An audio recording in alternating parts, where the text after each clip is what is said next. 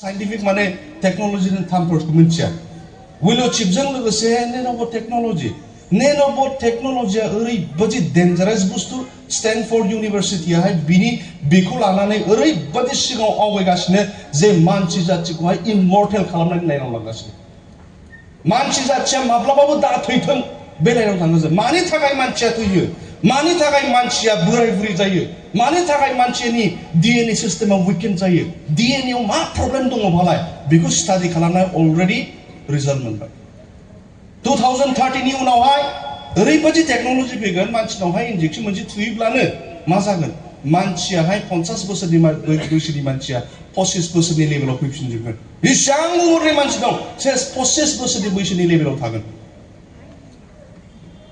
आरो मानसि जाथिया माब्लाबो थैनाय नंलिया जुदि नोंथांमोना नंखाय सानदोंब्ला ह्यूमन एफर्ट टु इमर्टेल लाइफ बिदि होननानै नोंथांमोना जास्ट गुगलाव टाइप खालाम दुनिया भरनि आर्टिकल मोनगोन दुनिया भरनि निउज पेपार बे जानला मानला आर्टिकल नङा हाइलि कमेन्टेबल जर्नेलफोरावहाय आर्टिकल दङ दा डीएनए एडिटिं सिस्टेम सानना नायदों नों सानना दानि जुगावहाय 2025 नि सेप्टेम्बर मासावहाय डीएनए एडिटिं खालामदों प्रथमबार इन द हिस्ट्री ऑफ ह्यूमैनिटी प्रथमबार स्टैनफोर्ड यूनिवर्सिटीनि लैब टेक्निशियन्सफ्रा जायफ्राहाय मेडिसिन एक्सपर्ट जायफ्राहाय नेनोबट टेक्नोलॉजीनि खामानि मावनो नागिरदों बिसोरो मा खालामदों मोनसे परिवार दंमोन बे परिवाराहाय गथ' माने गोरबोआव थाबाय बे गोरबोआव थानायखौ मा खालामबाय बिसोरो डक्टरनाव थांनानै जेन्डार चेक खालामनो थांदों जोंनि इन्डियायावसो जेन्डार गैया जोंनि इन्डियायावहाय माने जेन्डारखौ खोन्थाया होनना बुङोब्ला बिहामजोखौ समायना नांगौ खिन्थु फिसाजो जोनोम होनो गोसो गैया बिहामजोखौबा गन्थ' लावजें जें एकदम समायना रमायना जाननि एकदम बारे गाबस्रें स्रेंनि बेबादिखौ नांगौ स्रें स्रेंखौ नांगौ खिन्थु फिसाजो जोनोम होनो गोसो गैया जोंनि इन्डियायाव बेबादि सिस्टेम बेनिखायनो फिसाजो होनना मिथिबानो ख्रेब बुथारोब्ला वास खालामनानै गारोब्ला इन्डियायाव बे सिस्टेम बेनिखायनो जेन्डारखौहाय खोन्थानाया इलिगेल इन्डियायावहाय बे मोननै सानै बिसाय आरो हिन्जावा थांनानै जेब्ला डक्टरनावहाय चेक खालामो जेब्ला जेन्डार चेक खालामो हौवासा होनना बुंबाय खिन्थु सानैनो मा नांगौ हिन्जावसासो नांगौमोन दा समा बारा गोबाव जानायनि समावनो मा खालामगोन खोलैदो बेबादि होनना बुंबाय दा डक्टरा होनबाय मानो खोलैनो बिराद मोजां आयरन लेभेल कैल्शियम लेभेल बिनि हेल्थ बिनि पोजिशन बिनि ब्रेननि जि डेभेलपमेन्टनि प्रसेस दङ ओरैबादि मोजां लाइनाव दङ बिराद हेल्दी गथ' बिराद मोजां गथ' मानो खोलैनो जोंनो हौवासा नाङा उपाय दंथ' नोंसोरो जुदि साइन खालामोब्ला इफ इउ साइन इट नोंसोरो जुदि साइन खालामोब्ला जोङो बेखौ हिन्जावसायावहाय मा खालामनो हायो जों बेखौहाय हिन्जावसायावहाय बदलि खालामनो हायो अब्ला बिसोरो फर्म साइन खालामबाय स्टैनफोर्ड यूनिवर्सिटीनि जायफ्रा लैब टेक्निशियन्स बिसोर फैबाय बिसोरो डीएनए एक्सपार्टफ्रा डीएनए इंजिनियर्सफ्रा फैबाय फैनानै बिसोर मा खालामबाय जास्ट नेनोबट्सनि थ्रुयै खामानि मावबाय दा हौवासानिफ्राय बिनि बे गथ'नि जि फेटास दङ बियो हौवासानिफ्राय हिन्जावसायाव टार्न जाबाय दा हिन्जावसा जोनोम in the history of humanity you can decide what to give birth to हौवासा जोनोम होनो गोसो ना हिन्जावसा जोनोम गोसो बियो मा सिगनेल खालामदों फालाय बेजों लोगोसे बे सेम टेक्नोलॉजीजोंनो बिसोर मा होनो मानसिया कैंसर जा टिउमार जा माब्लाबाबो फाहामनो हायै बेमारानो जाया मानो बे बेरामफोरखौहाय फाहामनो हानाय शक्ति नेनो टेक्नोलॉजी दं आरो ओरैबादि जि डीएनए सिस्टेमावहाय डेमेज जानायनि थाखाय मानसिया थैयो बेखौहाय रिपेयरिं खालामनानै हानायनि गोहोआहाय नेनो टेक्नोलॉजीयावहाय दं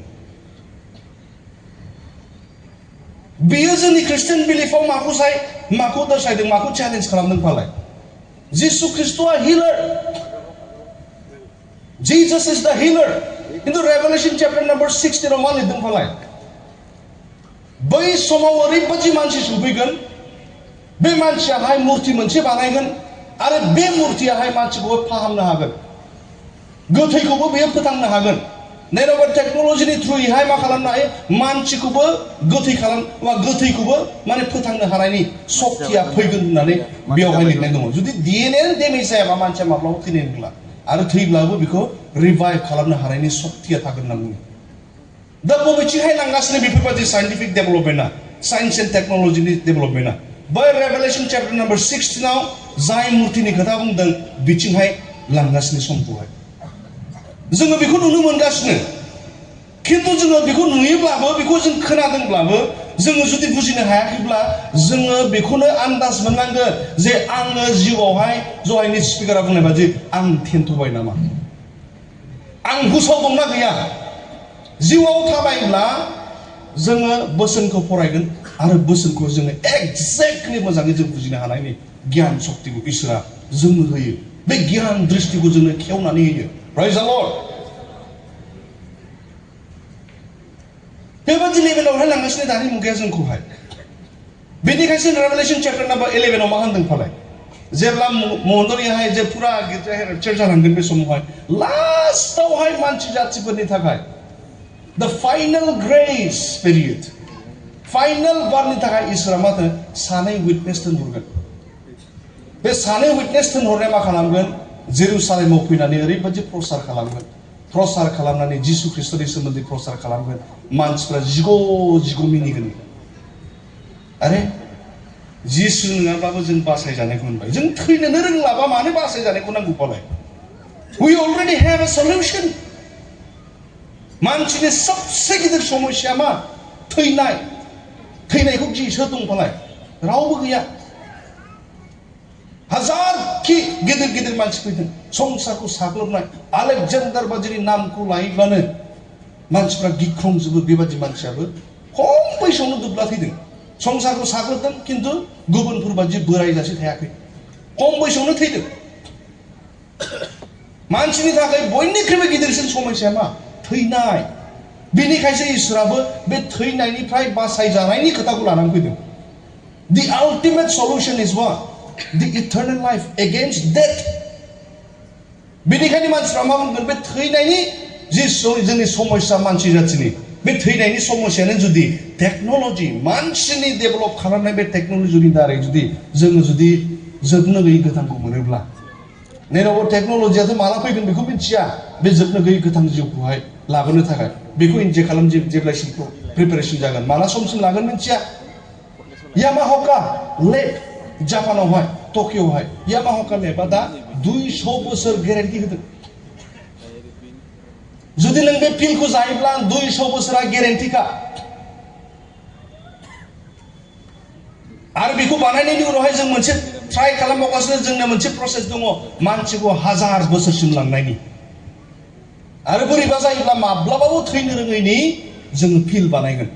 टेब्लेट बानायगोन केपसुल बानायगोन अलरेडि इट इज पाब्लिश्ड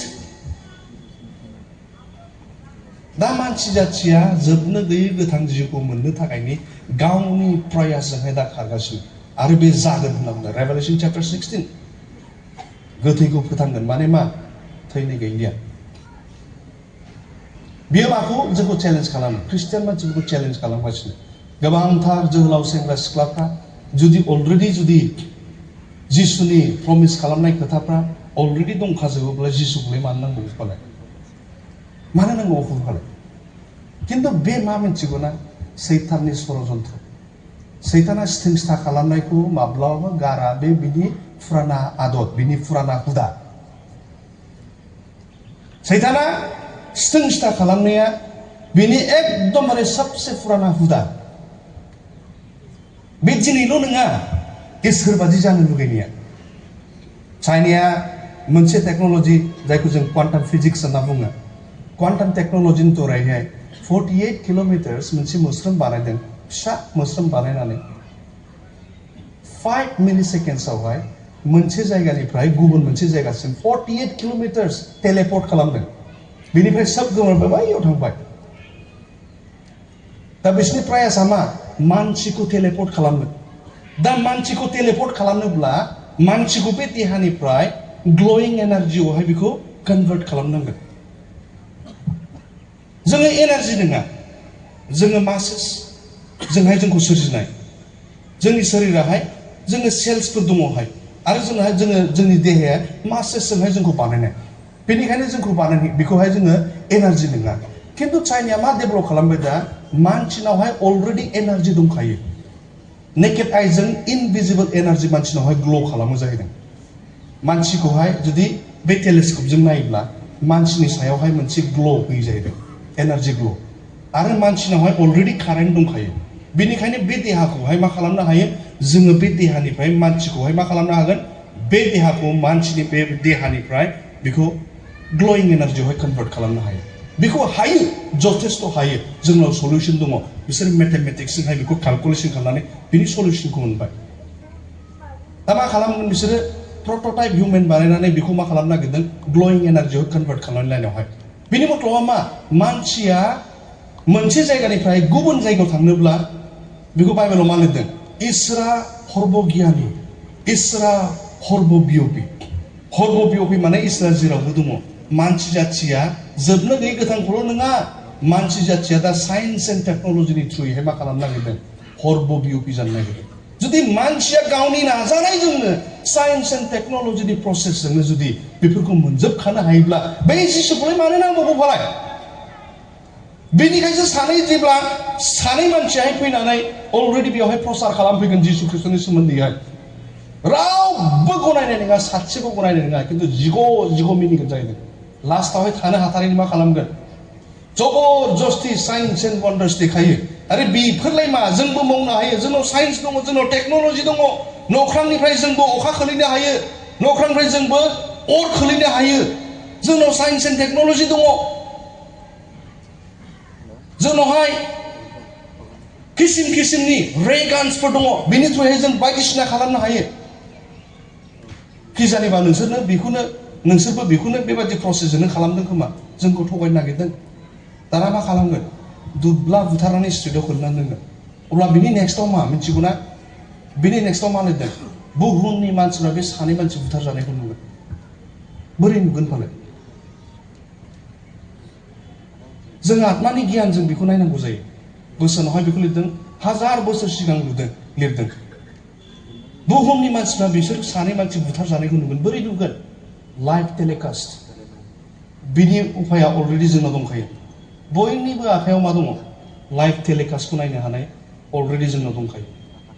जों बबे मुगायाव दं मिथिगौना we are preparing on the way to its fulfillment everything is getting prepared गासैबो अलरेडि टेबोलाव दंजोबो दा जानांगौल'सो दङ दा ख्रिस्ट'नि फैनाय समा बारा गोबाव गैया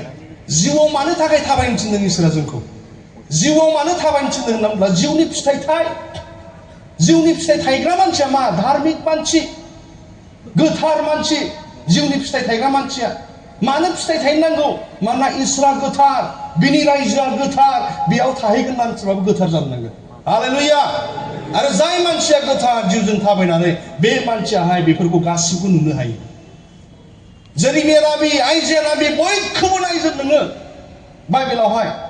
जेब्ला बिसोरो जिउजों दैदेनजादोंमोन फैगोन समाव मा जागोन बिसोरखौ गावनि मेगन खाथियाव नुनाय बायदि नुजोबखादों हालेलुया मजेसआबो बेखौनो नुजोबखादों आयौ इसोरा आंनो देखायदों मिल्क एन्ड हानि ओरैबायदि देश मिल्क एन्ड हानिनि देश नुहरसखादों जिउजों दैदेनजायोब्ला उननि समावहाय इसोरा नोंखौ बबे जायगायाव लांनो नागिरदों बेखौनो नुहरसखायो that's called the visionary man जों जेब्ला जिउआव दैदेनजायो जोङो भिजनारि जायो दिनै दानि मुगानि सोमोन्दै इसोरा अननानै जाहाथे जोङो जिउनि दावबायनायावहाय जिउनि हान्थिनायावहाय जिउनि लामायाव थाबायनायाव जाहाथे जोङो दागाग्लुंथों बेनि थाखायहाय बोसोनावहाय गासैखौबो लिरखानाय दंजोबो खिन्थु जोङो बाइबेलखौ माबादि फरायबालाय जोङो फरायब्लाबो मानो बुजिनो हाया आं मैया मोनसे खोथा बुंदों प्रथम सेसनावहाय खायफाया फरायनाया मा बे बोसोराव आं जेरैब्लाबो खेबनै फरायनानै फोजोबगोन बाइबेलखौ पर निउस पेपार फरायनाय बायदि फरायबाय सोर हाया फालाय खायफाया स्टाडि खालामनाया मा खालामो गावनाव मोनसे कनसेप्ट दङ आंनाव मोनसे साननाय दङ आंनाव मोनसे गोरबोआवहाय मोनसे खोथा दङ बे खोथाखौहाय आङो रिलेट खालामनानै आंनि जि अपिनियन दङ बे अपिनियनखौ सापर्ट खालामनो थाखाय बाइबेल भार्स नागिरो आरो बाइबेल भार्सनि सापर्ट लानानै आंनि कनसेप्टखौ आङो बुंफोरो that's called study बेबादि बाइबेल भार्स नागिरनायखौ स्टाडि होनना बुङो मानोना नोंनि हिसाबैसो नोंनि साननायखौसो नों इन्टारप्रेट खालामगोन सोरनि लानानै he never said study he said meditate upon the word of God meditate मा diving into the word of God इसोरनि बोसोनावहाय थब्लनानै इसोरनि बोसोनानो इसोरनि बोसोनखौहाय फोरमायनो थाखाय letting the word of God to interpret the word of God letting the Bible interpret the Bible बाइबेलानो बाइबेलखौ इन्टारप्रेट खालामनो बाइबेलनि कन्टेक्स्टआवहाय बाइबेलखौ फरायनाय बेखौ होनो मेडिटेशन बेयावहाय आं गावखौनो गाव शून्य खालामनांगोन आंनि खायसेखौ आं दोनजोबनांगोन खिन्थु बाइबेलावहाय थ्रोब हाबनांगोन बेखौ मा होनो मेडिटेशन आरो बे मेडिटेशन लेभेलाव हाबनोब्ला आंनि इन्टेलेक्चुअल केपासिटि आं हाया बेयाव हाबनो मा खालामनांगोन जिउनि दैदेननायखौ नांगौ हालेलुया जुदि जों बेनिखायनो दानि समावहाय जों बाइबेलखौ फरायनानै जों मानो बुजिया होनना बुङोब्ला बेफोरखौ जों मानो नुस'आ होनना बुङोब्ला बेनि थाखाय 2006 ना 5 आवमोन खोमा जेब्ला साउथ इस्ट एसिया लेभेलाव हल सुनामि जानानै एफेक्ट खालामदोंमोन मोनसे भिडिअग्राफि भाइरेल दङ इउटिउबावहाय बे भाइरेल इउटिउब बे भिडिअआवहाय मा इन्ड'नेसियावहाय वाइल्ड लाइफ सेंचुरि दङ बे वाइल्ड लाइफ सेंचुरियावहाय केमेरा गिदिर गिदिर सोब जायगायावनो लागायना दानि बादि सीसी केमेरा बेबादि नङा खिन्थु बबेबा एरियायावहाय सेन्सिटिभ एरिया पचार्सफोर बिराद फैयो मैदेर गावो मै गावो बेफोरबादि माने पचार्सफोर थायो दा बेनिखायनो बेफोरनिफ्राय माबा खालामनो थाखाय जायगा जायगा केमेरा लागायनानै दोनदों ओमफ्राय कन्ट्रल रुम मोनसे थायो दा बे कन्ट्रल रुमाव जिरायनानै मानसिफ्रा जेब्ला नायनो समावहाय एकदम एबनर्मेल एनिमेल बिहेभियर गुबुन समावहाय मैदेरा लख्राजों थाया लख्राया गरायजों थाया बा मैजों थाया जमा जमा थाया ओइदिनखालि सोब जुनारा मोनसे जायगायाव जमा गोजा ओमफ्राय जेब्ला बे माबाफ्रा जुनारफ्रा मोनसे जायगायाव जमा हाजो गुदियावहाय आसरित जाबाय कन्ट्रल रुमाव थाग्रा मानसिफ्रा ओमफ्राय बिसोर मनिटरिं रुमाव थानानै बिसोरो नायबाय आसरित मोनबाय दिनै मा जाखो फालाय सोरबाफोर जोंनि जुनारफोरखौहाय माबा दिगदार खालामदों नामा जों खबर लाबाय माने वाकि टकिजोंहाय खिन्थु जेबो बेबादि सिचुएसन गैया लास्टआवहाय मैदेर मासेया हा बुयै बुयै हायाव जयै सुन्दाय बुयै सिगनेल होबाय खोमा बेबादि खालामनायखौ बिनि उनावहाय मा खालामबाय गासैबो जुनारफ्रा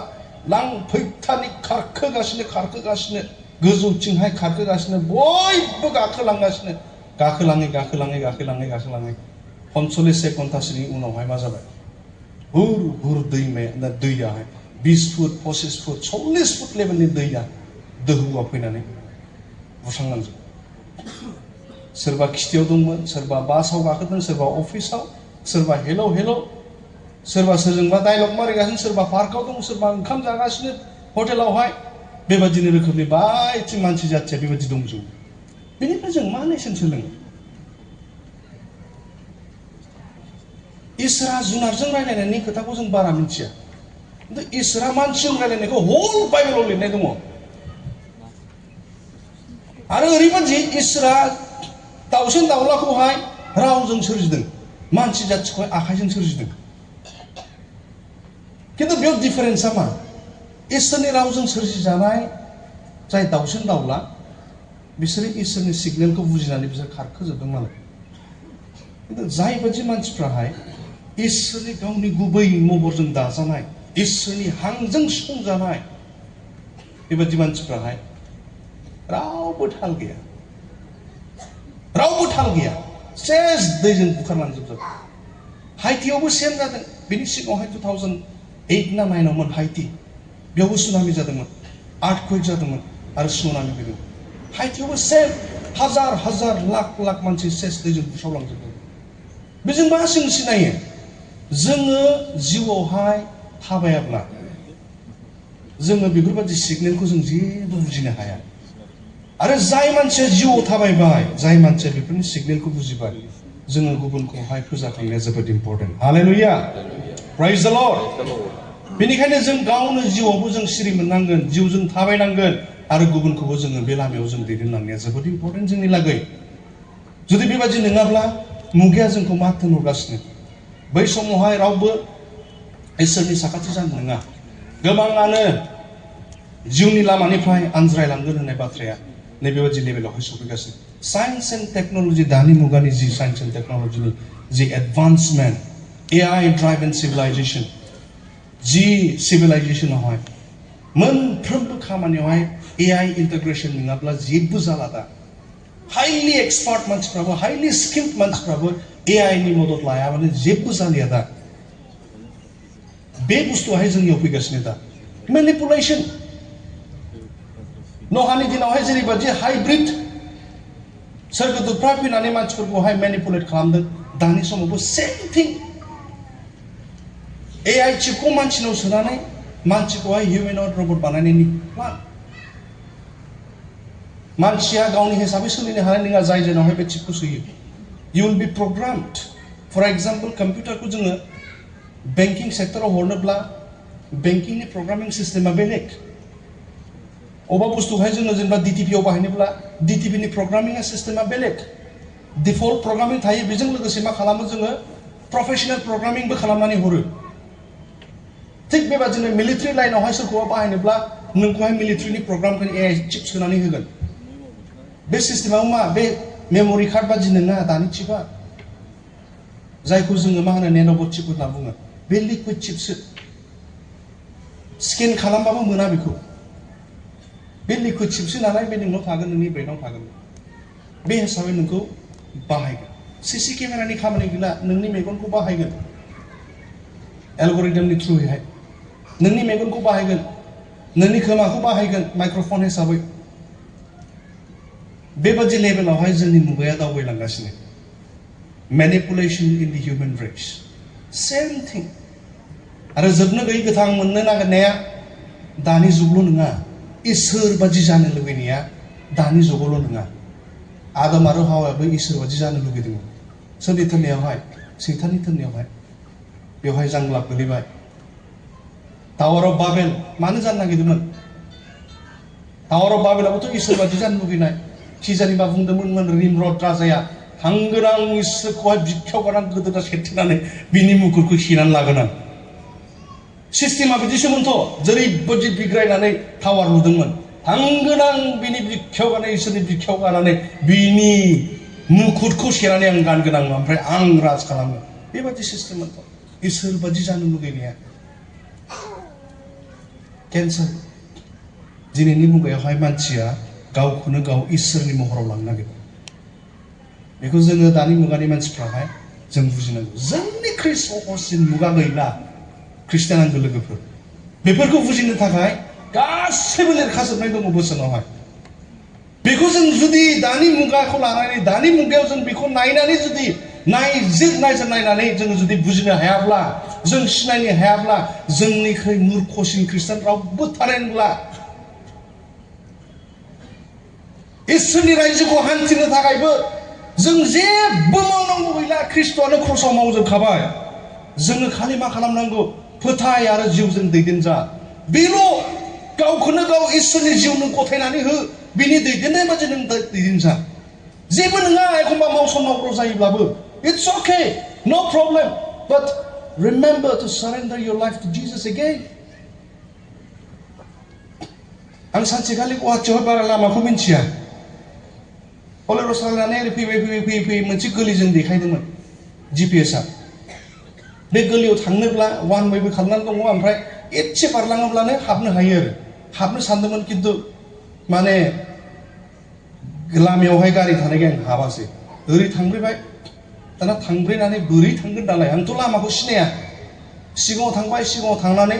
GPS आ मा खालामबाय बिनि सिगनेलखौ आं फल' खालामबाय एबारथ' आं लामा मिथिला आं GPS खौसो फल' खालामनानै फैगासिनो GPS फल' खालामब्ला GPS आ मा खालामबाय 200 मिटार सिगाङावहाय इउ टार्न दङ 500 सिगाङावबो इउ टार्न दङ बैयावबो ओरै नंगुबै लामा दङ प्राइज द लर्ड GPS आ जोंखौ इसिग्राब डाइरेक्सन देखायोब्ला जोंनि डेस्टिनेसनावहाय जोङो मा थावनो टार्निं लानांगौ बायदि समावहाय जों लायालासिनो बारलाङोब्लाबो ना जुदि आङो इसोरनि जिउनि थोननायखौ मानियोब्ला इसोरनि जिउआ GPS निख्रुइ साबसिन सिगनेल होयो प्राइज द lord You will never miss the mark. खेबसे मिस्टेक जानो हागौ नाथाय नोङो जुदि बिनि थोननायखौ मानियोब्ला GPS आ गोजान लामाजोंब्लाबो नोंखौ बे सेम डेस्टिनेसनाव सहैहोनो हायो बिनिख्रुइ साबसिन GPS आ इसोरनि जिउआ एखमबाथ' GPS आ मा खालामो नागा हाजोआव खेबसे खिफ्रिनिफ्राय फैबाय थानाय समावहाय जाम्फै खाथियाव दोनफैदों आंखौ GPS फल' खालामनाय समावहाय रांखाङाव दोनफैदों लामायानो गैया लामा दंबाबो मानसि थाबायग्रासो बलेर' हाबनो हाया बेवहाय जेने जेने उन सिगां खालामनाय गारिखौ फिदिंफिननानैसो अन्थाइ होयैसो जों गाखोलांफिनदों मोनसे प्रग्रामाव थांदोंमोन जोङो बिदि खालामनानै उनावहाय जोङो हर जाबाय ओंखायनो गारियावनो उन्दुनोसै होननानै जों बबेबा मोनसे जायगायावहाय जों थानानै गारियाव उन्दुनो नागिरदोंमोन खिन्थु ओरैबायदि मोजां मानसि हाजोआवहाय नोंसोरो मानो गारियाव उन्दुनो न'आव फै ब्लेंकेट दङ फै न'आव फैनानै उन्दुफै होननानै न'आव उन्दुबाय बेरेफुंजानि दै गुदुं होबाय ओरैबायदि थान्दा जुन मासावबो माने बिगुराहाय माने माबा ओंखारजोबो माइसुं बादि ओंखारजोबो गोजांस्रिवजोबो दै गुदुं होबाय बिनि उनावहाय ब्रेकफास्ट जानो आरामसे आगार हरबाय जोंखौ एखमबा आं बेनिखौ मानो बुंदों होनना बुङोब्ला एखमबा GPS आबो फेलियर जायो खिन्थु इसोरनि जिउआ माब्लाबा फेलियर जाया आरो इसोरनि जिउआ जोंखौ बबेजों थाबायनो थिनो जोंनि गाइड बुकआ बिसो हालेलुया जोंनि गाइड बुकआ बेनिखायनो जिउजों दैदेनजानाय समावहाय जोङो बाइबेलनि बोसोनखौ फरायनो थाखाय जोबोद इम्परटेन्ट होनांगौ बोसोनाव जों नायनांगौ डाक्टरफ्राबो मा खालामो एखमबाहाय कनफिउज जायोबा गावसिनि मेनुअल बुकआव नायो एखमबा सोरबा प्रफेसरफ्रा मा खालामो गाव कनफिउज जायोब्ला मेनुअल बुकआव नायो गाइड बुकआव नायो सोरबा कम्पिउटार एक्सपार्टफ्राबो एखमबा कनफिउज जायोबा मा खालामो मोनसे जुदि किखौ आं दाबायफ्लाङोब्ला गड़बड़ जानो हागौ बेनिखायनो मा खालामो मेनुअल बुकआव गाइड बुकआव थाङो बेनिखायनो जोंनि जिउ हान्थिनायावहाय जों मा खालामनांगौ जोंखौ इसोरनि जिउआहाय अरायबो सम बेखौ थोनो एखमबा समाव जिउनि थोननायखौ जोङो बुजिस्लाबनो हाया बेनिखायनो इसोरा बेयावहाय थन्न थन्न लिरखानाय थाखानायखाय बेखौ फरायनो थिनो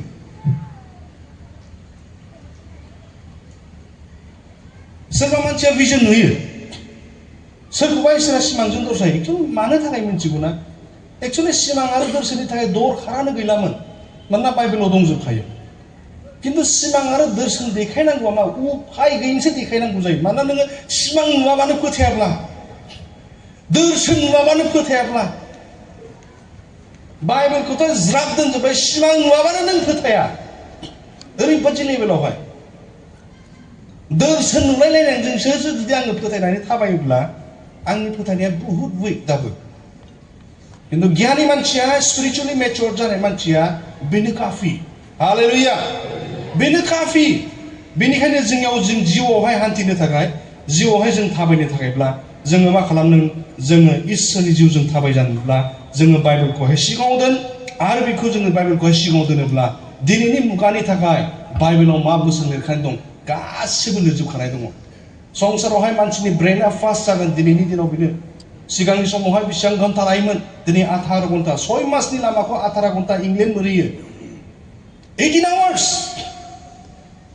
24 to 28 आवार्सआवहाय नोङो वेस्टार्न कान्ट्रि मोनहैयो दानि जुगावहाय फास्ट जागोन ना जायाखै दानियेल चैप्टार नम्बर 12 मानसिनि ब्रेन मानसिया ओरैबादि फास्ट जागोन ओरैबादि फास्टेस्ट जामाना फैगोन होनना बुंदों बे फास्टेस्ट जामानायाव जों दं दा जाय लेटारनि रेसपन्सखौ जोङो 14 मासावसो जों मोनफिनोमोन बेसेबां घन्टा 14 मासा 24 घन्टा हिसाबै नों साननानै नाय बेसेबां घन्टा जों नेनांगौ दिनैनि दिनावहाय नोङो बै मानसिया नोंखौ रिप्लाइ खालामगोन ना खालामाखै बेखौबो नों लाइभ नायनो हायो बियो टाइपिं खालामगोन ना खालामाखै नों फरायगोन ना फरायाखै बेखौबो नों नायनो हायो बेबादि जामानायाव जों दं दा इसोरा बे जामानानि सोमोन्दै बुंदों आरो बे जामानाया मा जोबनायनि मुगा आरो बे समावहाय जोङो धार्मिक जीवन जापन खालामनांगौ जायफ्रा 10 चैप्टार नम्बर 24 इन मेथ्यु लिरनाया जाय मानसिया वाचफुल जागोन जाय मानसिया मेगन फुवारनानै नेबाय थागोन 10 जन जि सिख्लाफोरनि खोथा बुंदोंमोन बेफोरबादि जायफ्रा नेनानै थाबाय थागोन थाव गैयै माखासे दङ थाव गोनां माखासे दङ थाव गोनांफ्रा मा इसोराहाय बोसोनावहाय बाइबेलाव मा लिरदों थावा इसोरनि पबित्र आत्माखौ बुंदों प्रेज द लर्ड जाय मानसिया थाव बरहा जानानै एन'इन्टेड जानानै जाया ख्रिस्ट'खौ नेबाय थागोन बेखौ मा बुंदों धैन्य होनना बुंदों बेनिखायनो इसोरनि बोसोना साफ्रोमबोनि सायाव बोर थाथोंसै साफ्रोमखौबो बोर होथोंसै आङो इसोरनि बोसोनखौ दानि नैबे समावबो जोंना बुहुत बारलांबाय बेनिखायनो माखासे समखौ जों मेकआप खालामफिननो हानो थाखाय आङो इसोरनि बोसोनखौ दानो दोनथ'नोसै आरो नेक्स्टआवहाय आं बेखौ आरोबाव लिंक खालामफिनगोन लिंक खालामनानै मा खालामगोन उननि नेक्स्ट सेसननि इसोरनि बोसोनावहाय जों बेखौहाय जों फरायलांबावगोन। जोङो जिउजों दैदेनजायोब्ला थाव बरहा जानानै थायोब्ला इसोरखौ नेनानै थायोब्ला जोंहा